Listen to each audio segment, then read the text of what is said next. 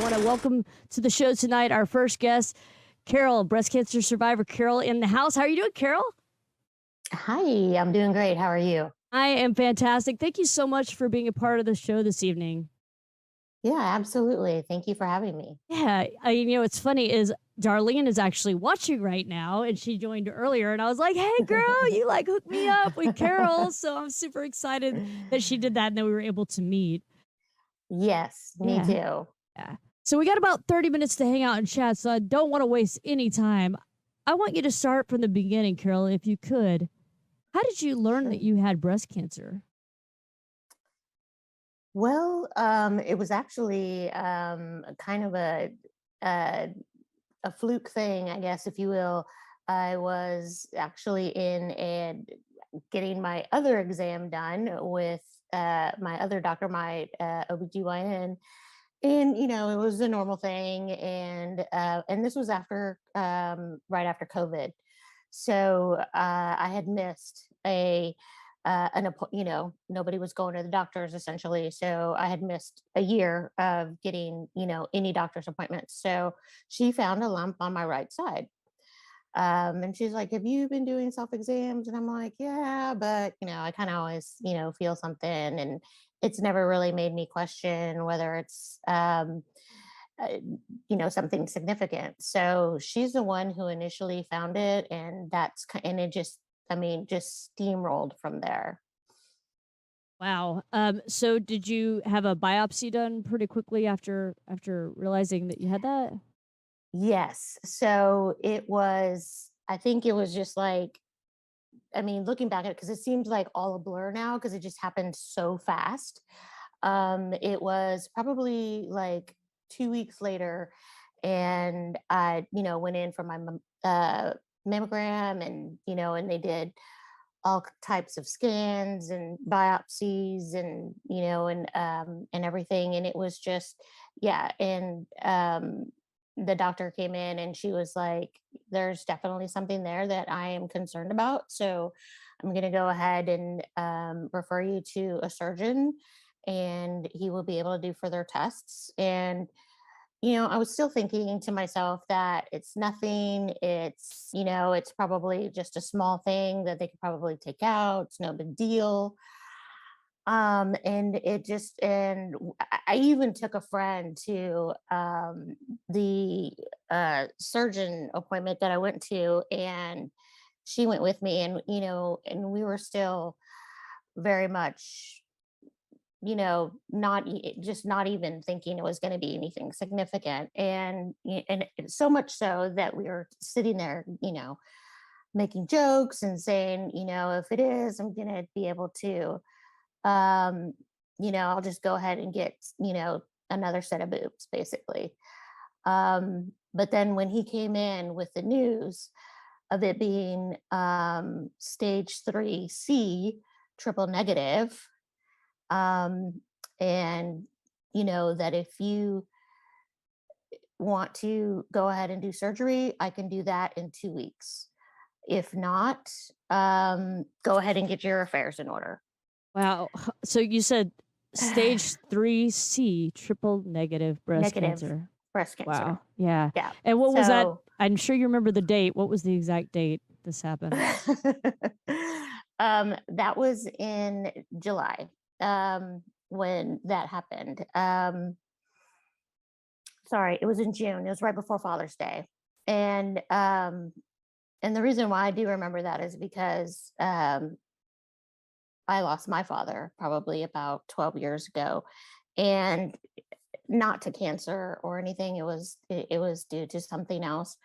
But I still mourn for him and everything. But yeah, it was something that I had never heard of, something that I never would have thought I would would go in or come out of this office thinking, okay, I need to get my affairs in order. That was a complete shock to me. And I just completely, my friend and I just, shock face and broke down. And um, so he essentially laid out the things for me.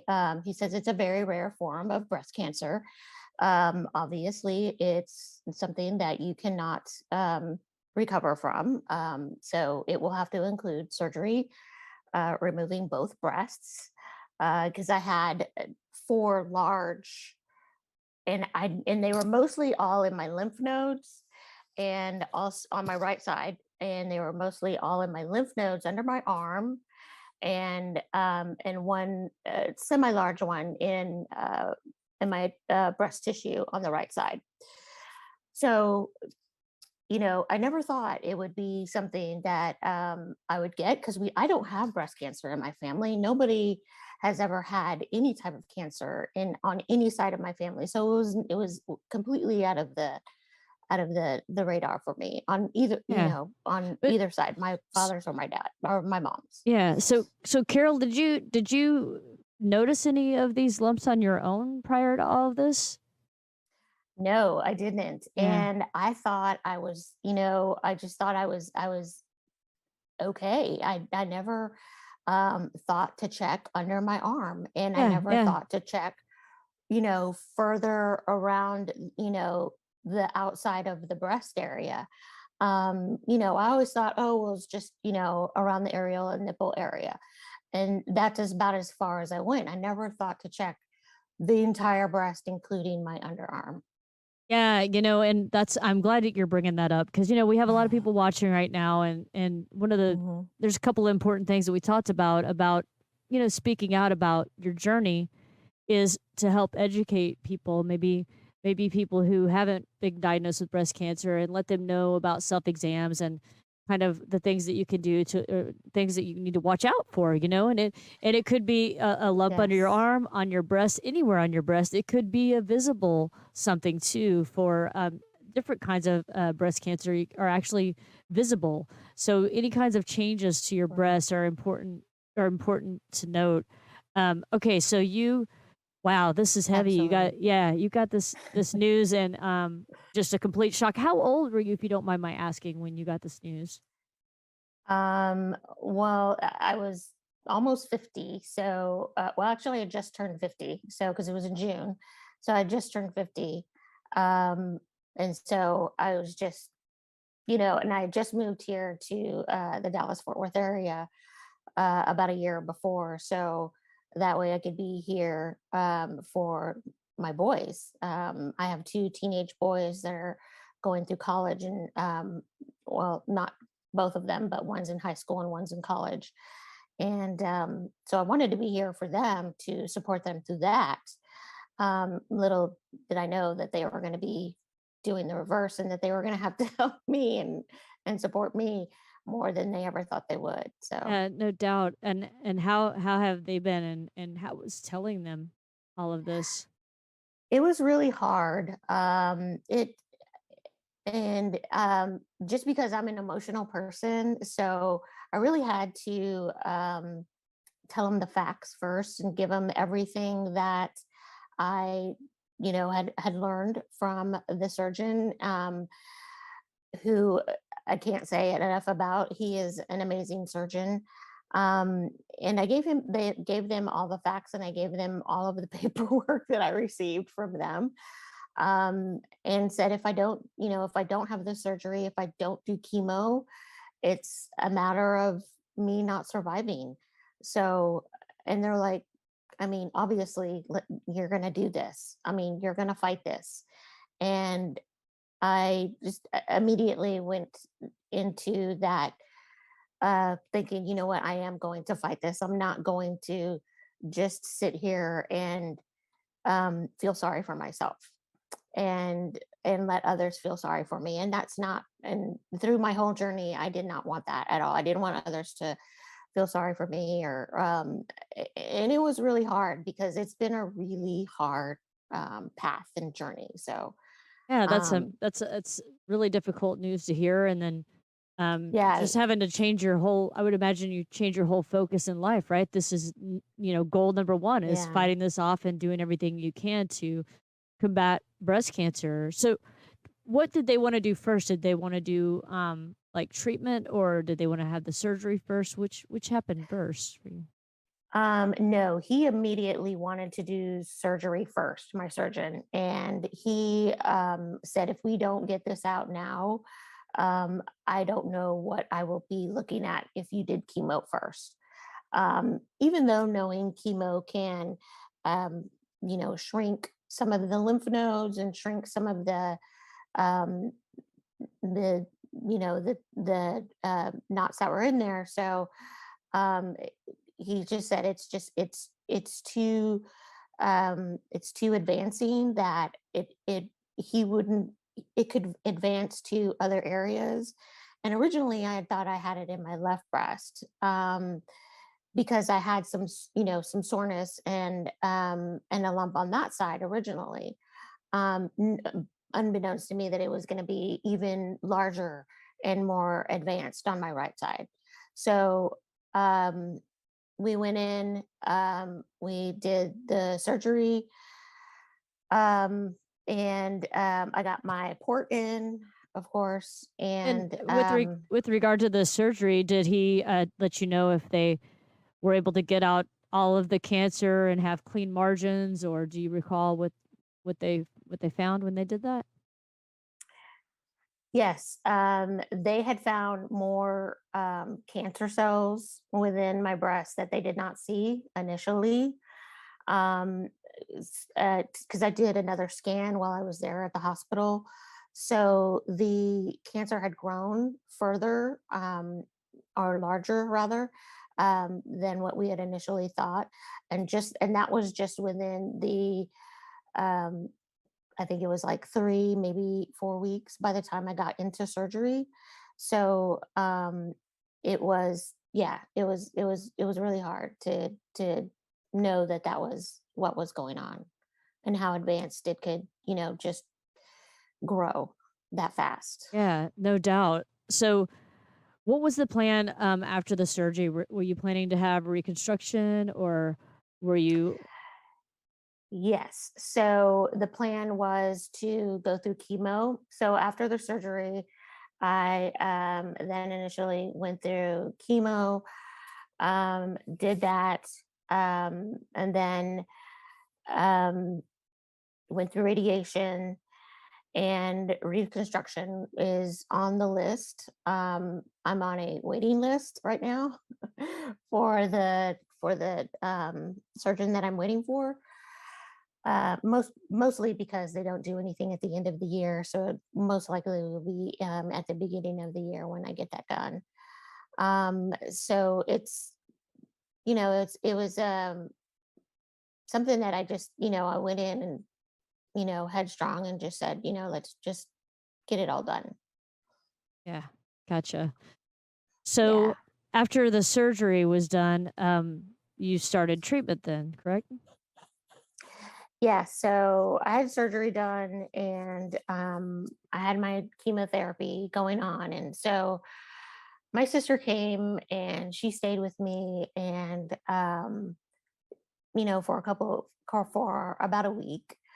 And so she was there to help me through that first surgery, um, to get through it. Little did I know I was going to need that, but it was a it was helpful.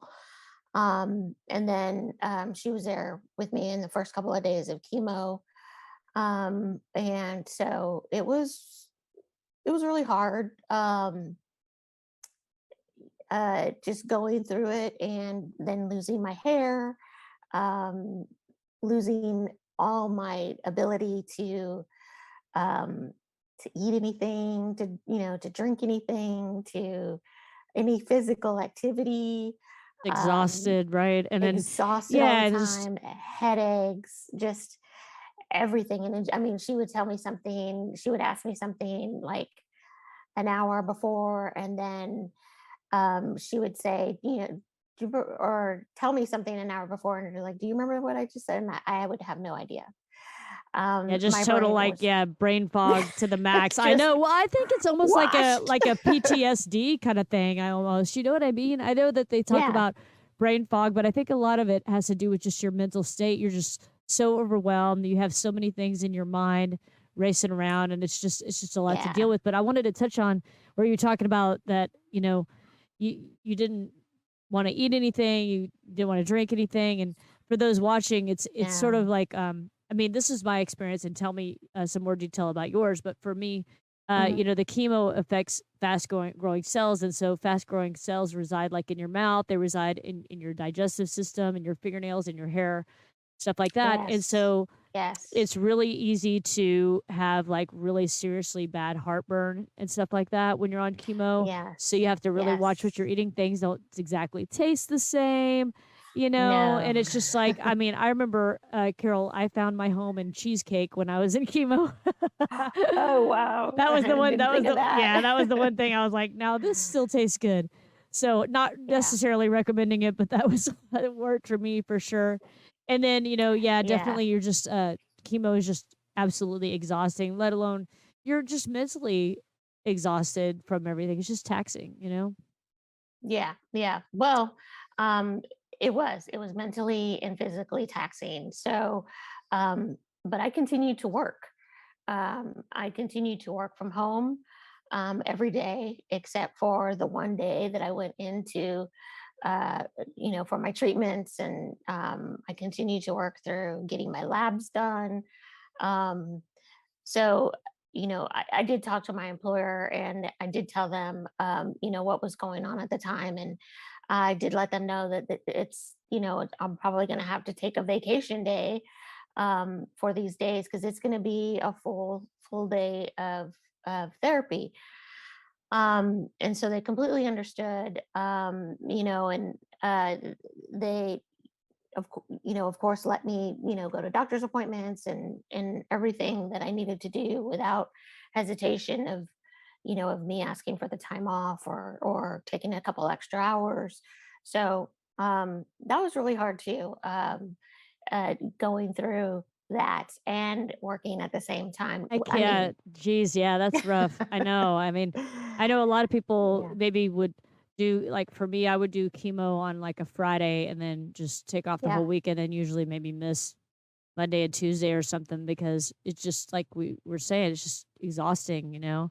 I, yeah. I wanna I wanna ask everybody who's watching right now to throw up a bunch of hearts for Carol right now. Show her a bunch Oh, of love because thanks. she's awesome. And also just give a quick shout out to Doug, Tiffany, Mark, Manuel, Lori is sending you love right now. Oh, Carol, thank you. so and Joe is in the house too. I want to give a big shout out to those folks for watching tonight. So you're in chemotherapy, your sister's there, she's helping take care of you, you're still working, you're Yeah. exhausted. Did you Mhm. finish your treatment? Are you still in treatment? I did. So I finished all treatments, all radiation. Um, it was the May 24th, I believe, May 4th, 24th or 25th, uh, of this year, this year. So I'm completely done and supposed, and cancer free. But So that is miraculous. I mean, listen, if people just joined, we have to plug this and get this story straight. And everybody keeps sending those hearts to Carol right now. Let her know what a rock star she is. So thanks. it was at last year you were diagnosed with stage 3C of triple negative breast cancer, which is affects 10 to 20% of those diagnosed with breast cancer. It's a more rare and aggressive form of breast cancer. And Carol, that's the Yeah. breast cancer that I had as well. So I'm super familiar Oh, too. okay. Yeah. Yeah. And so super, super scary diagnosis. The doctor's telling you either attack it or get your affairs in order. And here you are a year later, a little over a year later, and you're saying to Yeah. me that you are declared cancer free and you've completed your chemotherapy and all your treatments. How does I that did. feel? Like, does this feel like a miracle? Because it sounds like a miracle to me. This is It, amazing. d- it does. I mean, I still get shivers and goosebumps till this day when I say it out loud. Um, and emotional because there were a lot of times when I thought it wasn't, this is never going to work. I'm not gonna pull through. Because there was a lot of times when, my labs were really bad and I couldn't get a treatment the next day. So I had to wait a week. And so um it was, and it's just it was really hard, but I kept, my family, my friends, I mean, everybody was there to help me and support me in every way, and just kept pushing for me. And I kept that really close. And it was definitely what kept me going, and having that support system. And I can't thank them enough. I mean, it was really, just, to be away from family, for one. All of my family is back in Austin. And I'm here. I mean, not saying that my boys aren't my family, but having the rest of my family is, not with me here, is just, it was really hard. So, going down for Christmas right after a chemo treatment, I was just, very sluggish, and just, and I didn't want to do anything, but we did it. And I was able to see my mom, and, and that's what kept me going. And everybody's messages to me, and people bringing meals, and the donations and everything, because it's just me, supporting myself. So, yeah, it definitely gives me chills, and and brings tears to my heart, because of Yeah. so much love that that I did get Yeah, and yeah, still so receive. yeah, Yeah, I could see that you are so filled with gratitude for those people I in your life am. who just loved you right through all this in such an amazing way to get you to help get you to where you are, because I know that that empowered you and inspired you to push forward and motivated you to just get through this like that. I mean, everybody again, triple negative breast cancer, stage 3C, and now she's sitting here telling us she is cancer free. It's a miraculous thing, and the wonderful doctors and the treatment and everything that got you to this point. So now, Yes. Carol, how often are you seen by your oncologist? Are you still going in monthly, or how often are you going in now? I am. Well, I see both. So I go in to my radiation. So she is monthly. And then my chemo oncologist is every 3 months. Gotcha. And then Yeah. so the next thing for you right now is your reconstruction surgery, which you feel will probably be next year. Yes. Okay. And Which I'm happy, but kind of scared too, again, yeah, because yeah. I don't want to go through another surgery. I know. For those watching, Carol and I met through a mutual friend, Darlene, who was actually watching the broadcast at this time. Darlene, we love you, girl.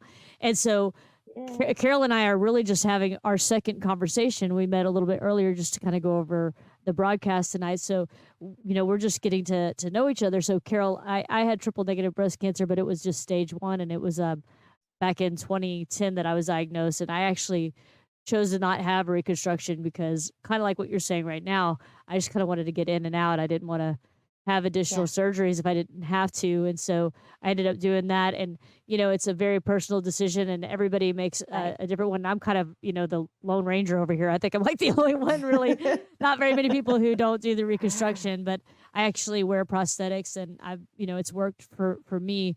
So I feel you on that one, but I'm sure everything will go smoothly, and you get Yeah. everything like you want and everything like that.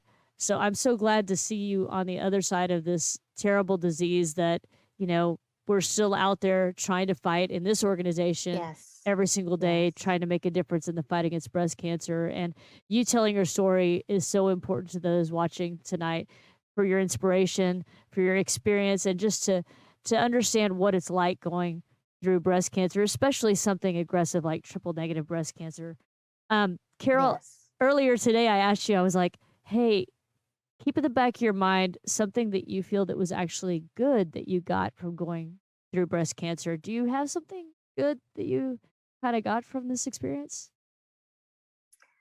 I think the something good is the deeper relationships that I was able to create with some of my friends. New friends, that I was able to, that I have friendships with now. Um, and and the deeper relationship that I was able to grow with my two boys. Um, I mean, I think, I didn't want to be, just a mom that they visited, every other weekend. now they come over almost every other day. So it's we can talk. Um, the deeper relationship that I have with my sister Renee, um, she's been a huge um, source of comfort and rock to lean on. She has been a major person in my life that that I mean, we just went on vacation and I think we were at each other's throats almost every day. But I mean, I wouldn't trade that for the world. Feel ya. So Yeah. we I mean, what do other sisters do or siblings do other than just, pick on each other? And that's exactly what we did. Um, and I'm just grateful. Just I mean, I think that's the biggest thing for me. It's not anything material or anything that I can hold or or see out in the world. I mean, other than people surviving, it's the things that are in my heart that are the best things for me. Oh yeah, absolutely. I love that. That's such a you just worded that so beautifully too. That's perfect. I love that. And Thanks. Carol, I want to tell you, we actually Hmm. have a triple negative breast cancer broadcast each year, and I would love if you would be interested in being a part of that. It's in March each year, so I'll definitely get back in touch with you, and let's stay in touch over the next year or so, so we could Okay. have you on that show where we really focus and get down and dirty with triple negative breast cancer and really talk through what that's about. We're gonna have we'll always have Dr. Joyce Shaughnessy on, who is a leader in the field of triple negative breast cancer, so I would love it if you would consider being a guest next year, and I'll definitely keep in touch with you so we can see if we can have you back. Yeah, I would love that. Awesome. Well, Thank you. girl, I don't know how we did it. We wrapped all that up nice with a bow in exactly 29 minutes. We had our 30-minute window and you slayed it. I'm so grateful you could make it tonight, Carolyn. It was such a pleasure to Thank meet you. you through our friend Darlene and have you on tonight. And I look forward to chatting with Yes. you again and hearing your story, in March and see where we're at. I want to get an update, Yes. you know? Okay. Cool. Thank you so much, Sounds great. Carol. You have a wonderful Thank evening, you. okay? Take All care, girl. right, you too. Bye bye. Bye. All right, everybody. That was Carol joining us, breast cancer survivor out of Dallas, Fort Worth area.